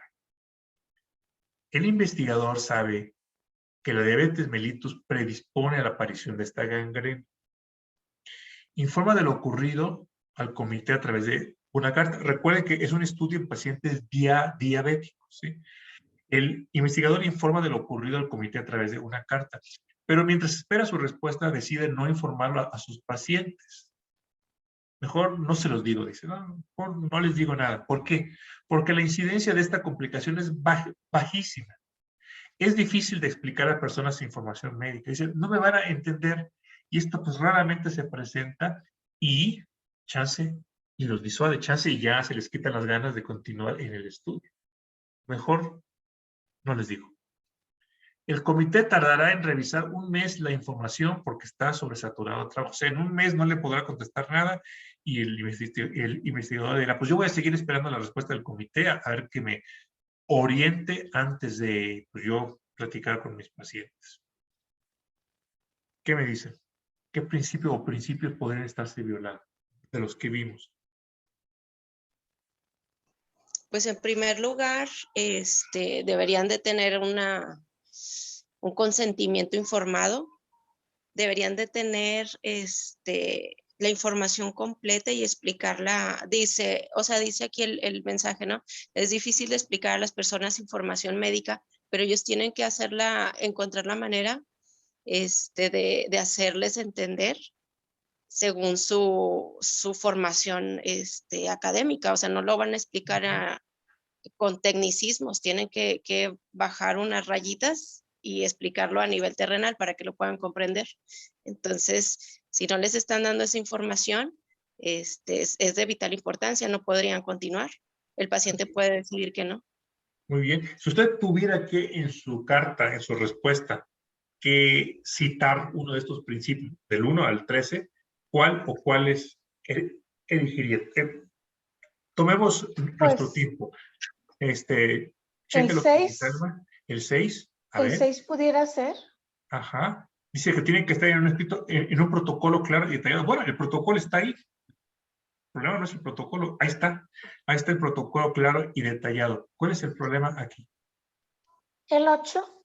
Vamos a ver el 8. Cada individuo debe otorgar su consentimiento perfecto, por supuesto, porque el consentimiento no es algo que se otorga nada más de una vez y para siempre, sino que cada que surge un dato, una información nueva que pudiera hacer que el paciente cambie de opinión, que el participante cambie de opinión, pues hay que nuevamente decirle, bueno, esto está pasando, esto le puede pasar, usted acepta continuar en el estudio o no. Entonces, el 8 me parece que sí, es un muy buen principio que posiblemente está siendo violado en este caso.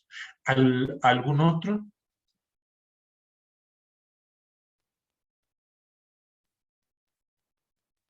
El 4 sí lo comentó Maru. El 4, ¿no? Y me parece muy bueno, muy pertinente que lo traiga usted.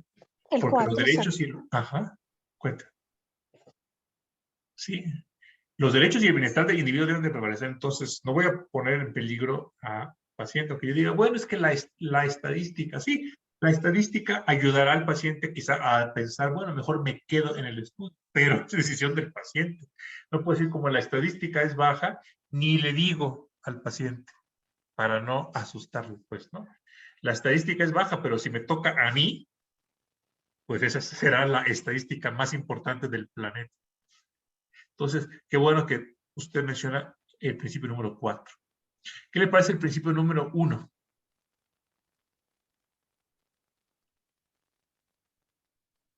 Un estudio debe ser iniciado y continuado. Continuado. Solo si los posibles beneficios justifican los riesgos. Entonces, aquí el balance riesgo-beneficio se tiene que hacer, pero el investigador se lo está poniendo todo en los hombros del comité, se lo está dejando completamente ese análisis de riesgo-beneficio al comité, cuando él mismo debe hacer ese riesgo, ese análisis, y dejar que el paciente, el participante, haga su propio análisis riesgo-beneficio también. Entonces, no están haciendo el análisis riesgo-beneficio quienes lo deberían hacer. Exacto. Imagínense si luego el comité dice, no, pues yo tampoco quiero decidir, que lo decida el COFEPRIS. No. No, ¿verdad? Muy bien. No. No. Muy bien. Entonces ya vimos que aquí hay varios principios, mencionaron el 1, el 4, el 8, que pueden estar siendo violentados. Vamos a seguir. El siguiente caso se lo vamos a pedir a Maru que nos lo lea.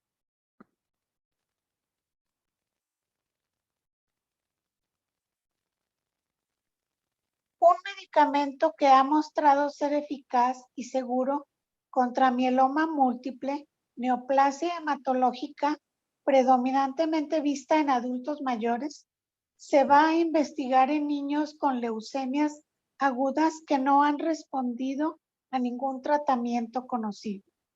La evidencia en las líneas celulares y modelos animales es muy sólida, pero no hay experiencia con el uso en niños en esta indicación.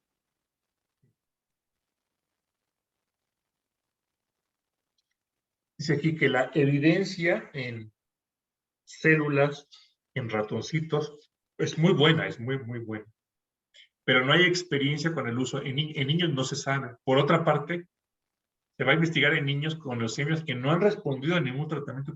Cuando no responden a ningún tratamiento conocido, pues desafortunadamente a estos pequeños pues les va mal. No sabemos entonces, y el propósito de este ejercicio no es decir se debe hacer o no se debe hacer el estudio, porque claro que nos falta mucha más información, pero en caso que este análisis se haga mal y tomemos una mala decisión, ¿qué principios estaríamos ahí violando? ¿El 2? ¿El 2? A ver. Bueno, sí, el 2 siempre se va a estar violando si usted no hace un buen análisis costo-beneficio. Siempre estará el 2, y más si es en niños. Es una población vulnerable. El 2, sí. Y de la Declaración de Helsinki habla sobre poblaciones vulnerables. Puede ser el 2, ¿cuál más? ¿El 5 podría ser? El 5. Debe estar en manos de un personal calificado. Bueno, a lo mejor sí es un personal calificado. No, ahí no lo sabemos. A lo mejor sí es un hematólogo pediatra.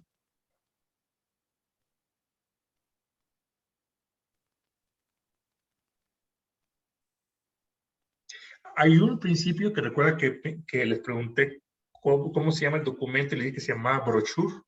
A ver si encuentran ese principio.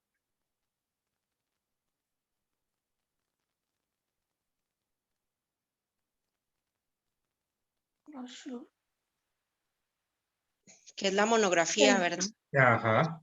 El 3, por ejemplo. El 3 dice: la información preclínica y clínica disponible de métodos de investigación debe ser adecuada para apoyar el ensayo. Entonces, a lo mejor no tenemos suficiente información, si no hay experiencia en niños, etcétera. A ver cómo están sus resultados en animalitos. ¿Por qué no hay experiencia en niños? Si el brochure no me dice información suficiente, ¿cómo puedo autorizar ese protocolo? Entonces, el 3 por ahí podría ser violentado. ¿El 6 podría ser? El 6 también debe tener solidez científica, entonces posiblemente no tenga solidez científica. Muy bien. Muy bien. Vamos a pasar al siguiente caso y le vamos a pedir a Rosa que nos vea.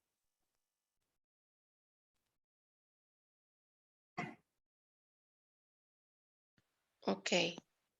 Dice, usted es presidente de un comité de ética. Un médico le pregunta por qué no podría realizarse un estudio con sujetos en prisión que han dañado a la sociedad con delitos graves tales como asesinato, cuando la información que proporciona tal estudio podría potencialmente salvar o mejorar a miles de vidas.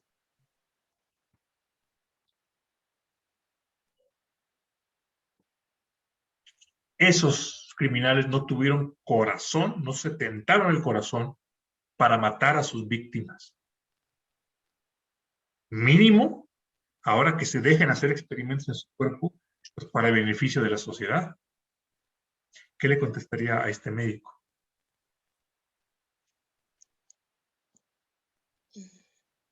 Pues es que, bueno, según el punto 8, cada individuo debe otorgar su consentimiento, o sea, no porque a alguien se le ocurra que fueron malos con la sociedad van a tomar esa decisión. Inclusive ellos tienen derechos y ellos pueden decidir si entran o no en el protocolo o en lo que se vaya a hacer.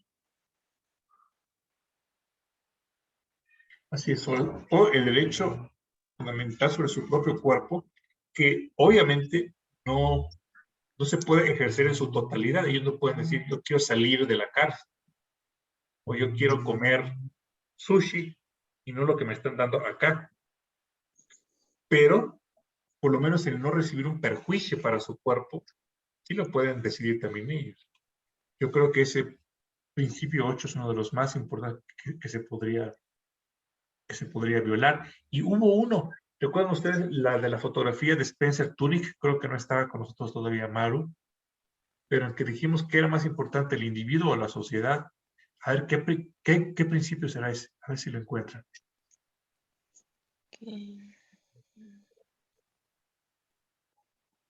Está la letra muy chiquita, pero es parte del reto.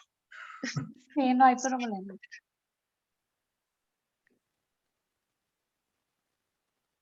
¿El 2 pudiera ser?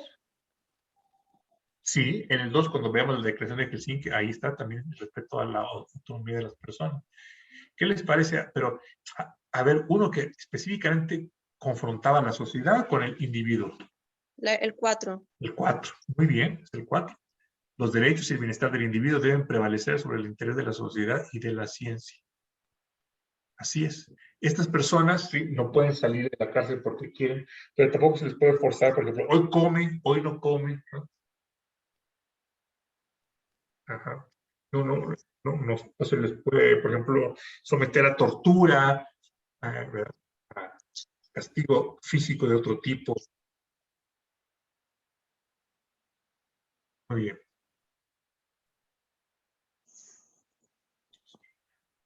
Un investigador pierde a su coordinadora de estudio Y su suplente natural, la que siempre era su suplente, pues ahora se encuentra en permiso de maternidad. Y que ante la situación, echa mano de un médico residente que nunca ha participado en un estudio clínico y solicita al patrocinador que lo capacite de inmediato.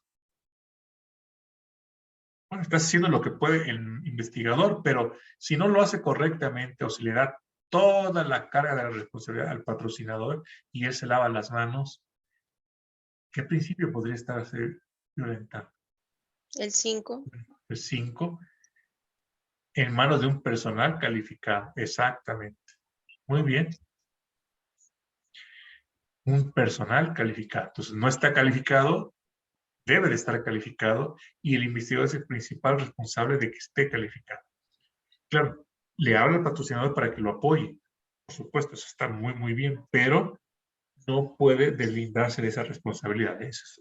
No digo aquí que se esté deslindando, pero hay que poner mucho ojo porque podría violarse ese principio. El 9 también podría El ser. 9, A ver. exactamente. El 9, así es, sí, se... Cada individuo involucrado en el estudio debe tener la educación, entrenamiento y experiencia que lo califiquen para desempeñar su tarea. Exacto, creo que es el mejor, ¿verdad? El más explícito es el 9. Muy bien, el 9.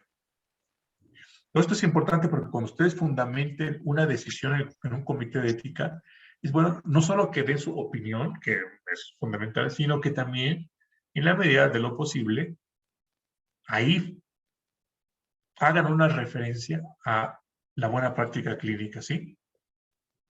Como dice la buena práctica clínica, en el principio tal, y lo enuncian. ¿De acuerdo? Sí, de acuerdo, maestro. Muy bien. Ahora pasamos con Maru a este caso. Muy bien, dice así. En un estudio para pacientes con SIDA, con retinitis por citomegalovirus, se solicita que un oftalmólogo verifique si el candidato al estudio tiene o no esta condición.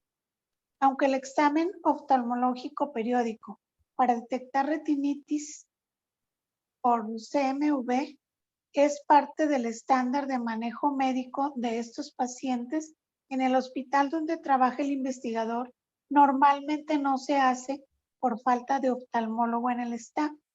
El patrocinador propone cubrir el costo de la consulta de un retinólogo privado de la ciudad.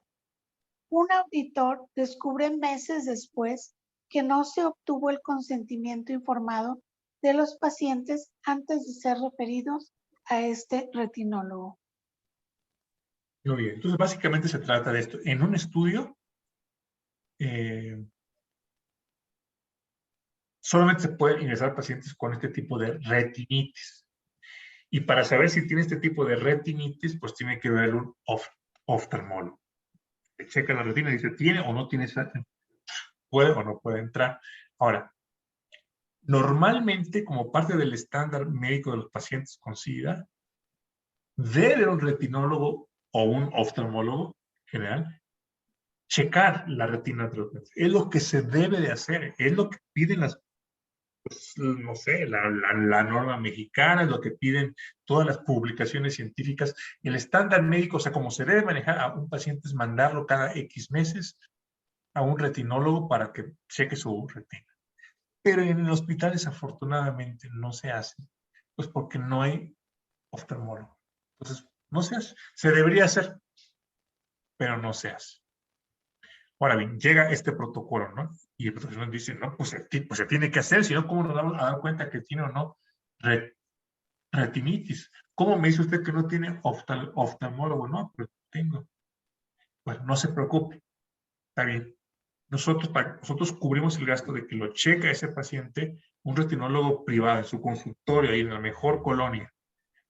Un retinólogo de renombre, un buen retinólogo, él verá a sus pacientes y si salen con citomegalovirus, pues bueno, ya lo puede usted meter al protocolo. Ah, pues sale, excelente, me parece buena idea. Y así comienzan a mandar a sus pacientes potenciales, a sus candidatos al estudio, los comienzan a mandar al oftalmólogo para que los examine y diga si tiene la retinitis. Meses después, un auditor descubre que esos pacientes que se mandaban al retinólogo no se obtenía su consentimiento informado. Y no se obtenía su consentimiento informado, dice el médico, pues no, porque pues lo normal es que yo lo mande con un oftalmólogo. No lo mando porque no hay, pero lo normal, lo usual, lo ideal, lo correcto sería mandarlo. Así que si el patrocinador me está dando el beneficio de que paga la consulta, pues yo mando a los pacientes. Ya si salen con el retinitis, ya les propongo el proyecto, ya obtengo su firma del consentimiento y si quieren participar. ¿Qué piensan de esto? Pues ahí ¿Qué el piensan? 8, el punto número 8, yo creo que no se respetó. Muy bien. El punto número 8 es que es crucial, exactamente, es el más importante. Cada individuo debe otorgar su consentimiento libre e informado antes de participar en el estudio clínico. Recordamos bien que en este principio preguntamos, ¿qué significa eso de antes de participar? ¿Cuándo un paciente está participando en un estudio clínico? ¿Cuándo podemos decir, es que ya está participando en un estudio clínico y no tiene consentimiento informado? No se ha obtenido. No, pero el consentimiento va desde el inicio. Ajá, desde el inicio. ¿Y cuándo es el inicio? Por ejemplo, en este caso. Perdón, ¿cuándo es qué? ¿Cuándo es el inicio? ¿A qué le llamamos el inicio de un estudio? Cuando se le da la información.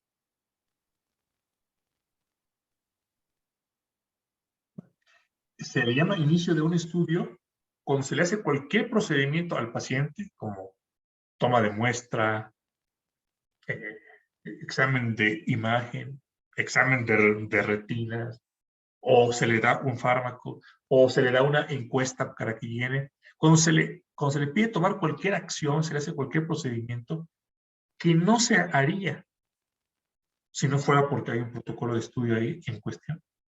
Entonces, todo lo que forma parte de la atención médica del paciente, pues no es estudio clínico. Pero todo lo extra ya es estudio clínico. Entonces, si le tomamos al paciente una muestra de sangre que no se debía tomar como parte de la atención médica normal, sino que era por protocolo, ya es un procedimiento de esto. Este es un caso de la vida real que pasó hace muchos años, hace 20, 25 años, 20 años. Un caso de la vida real.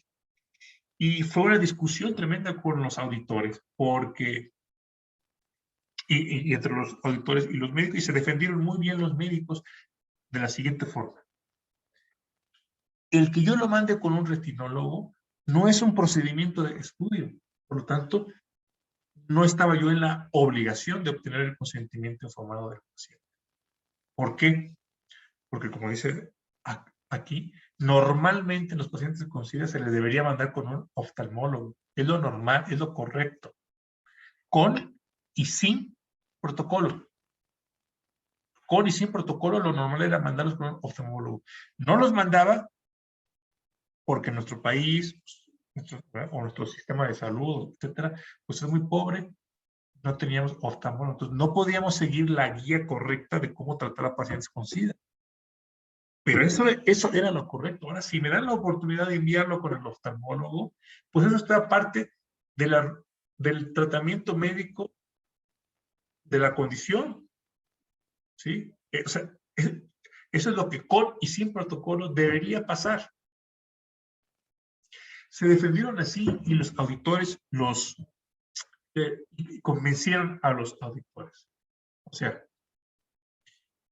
el patrocinador no tenía garantía de que el paciente que mandara con el oftalmólogo iba a tener una retinitis. ¿Estamos de acuerdo con eso? Y estaba financiando eso, que era el estándar de tratamiento como quiera de los pacientes con y sin protocolo.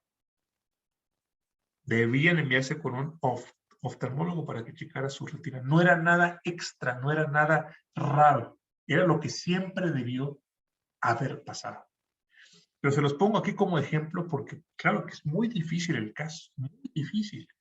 Muy difícil porque uno piensa, caray, de no haber sido por el protocolo y por el interés que tenía el patrocinador, pues no les financiaba nada. ¿Sí o no? De no ser por el interés de que posiblemente iban a detectar la retinitis, pues no les hubiera pagado la consulta con el oftalmólogo y ahí estarían los pacientes con SIDA sin ser vistos por ningún oftalmólogo, malamente. Y por el otro lado, el argumento es, pero espérate, eso es una maravilla que nos patrocinen, que nos financien algo que se debe de hacer en los pacientes. Entonces, si viene aquí una compañía farmacéutica y si yo te pago algo que deberías estar haciendo tú normalmente, entre el protocolo o no entre, o sea, ese paciente quede como candidato para el protocolo o no quede, pues aprovechan la barata. Estoy mejorando la atención médica de tus pacientes, la atención que deberían tener con y sin protocolo. Entonces, por eso se los traje, porque es un caso difícil que yo no criticaría ninguna de las dos posiciones. Los que dicen debió haber tenido un consentimiento informado y los que dicen no. Pero les cuento el caso, pues, de que si se violó, el protocolo, digo, el principio fue el número 8, como bien lo dijeron. Y vamos con el último caso. El 13 podría ser también porque se supone que sí. deberían de tener un procedimiento. Sí. Si tuvieran un procedimiento bien establecido, no estarían con que si se hace o no se hace, o sea, ya estaría establecido, tendrían que seguir. Muy bien, Rosa. De acuerdo con usted, de acuerdo, completamente. Y la importancia de los procedimientos. Así es. A ver, esto que lo lea, por favor, ¿quién? ¿A quién le toca? ¿A Rosa?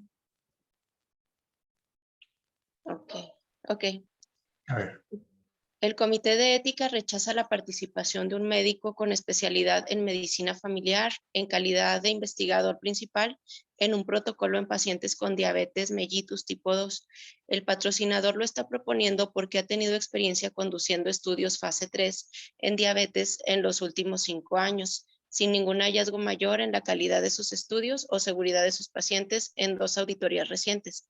El comité argumenta que la seguridad de los pacientes es su máxima preocupación y que un endocrinólogo es quien debe ocupar el papel de investigador principal, acompañado de este médico familiar como subinvestigador. El único endocrinólogo disponible es en el centro. En el Sin embargo, centro, disculpe, es un sí, no sé. error. Ok, el único endocrinólogo disponible en el centro, sin embargo, nunca ha participado en estudios de investigación clínica. El médico familiar propone que el endocrinólogo sea su subinvestigador, pero el comité rechaza esta propuesta. Qué difícil, ¿no? Así es que se va con, a ver, ¿dónde está? El manejo y la toma de decisiones médicas deben estar siempre en manos de un profesional calificado. Así es, exactamente. Lo que hay que checar es a ver qué tipo de pacientes con diabetes y qué tipo de decisiones médicas se van a hacer, porque no todos los pacientes con diabetes son lo mismo, no todos los protocolos tienen la misma complejidad. ¿Qué tipo de decisiones se van a hacer? Porque lo que nos interesa es que quien tome las decisiones médicas pues sea el investigador principal. Si el tipo de protocolo permite que sea el médico familiar, excelente. Hay maravillosos médicos familiares con experiencia en investigación. Que el endocrinólogo sea su investigador para que le dé asesoría, ¿sí? Pero y los procedimientos y las decisiones médicas que tienen que tomar, son pacientes con diabetes, pero complicado, que han tenido falla a otros fármacos, están con insulina, requieren ajuste de dosis, en fin, si son procedimientos que requieren decisiones médicas avanzadas, pues entonces debe ser el investigador principal y que quien le dé apoyo y asesoría sobre cómo manejarse en un estudio, pues sea el médico familiar. Excelente, excelente su decisión. El 7 y el 9 también podrían ser. 7 y el 9, sí. Bueno, el protocolo pues iba a ser aprobado por el Comité de Ética, no creo que haya problema. El protocolo ahí está, pero el 9 definitivamente sí. Sí, el 9 sí. Muy bien, pues les doy mucho las gracias por participar, por estar en estos ejercicios. que creo que pueden ser de utilidad para ya poner en práctica estos principios. ¿Tienen alguna pregunta o comentario?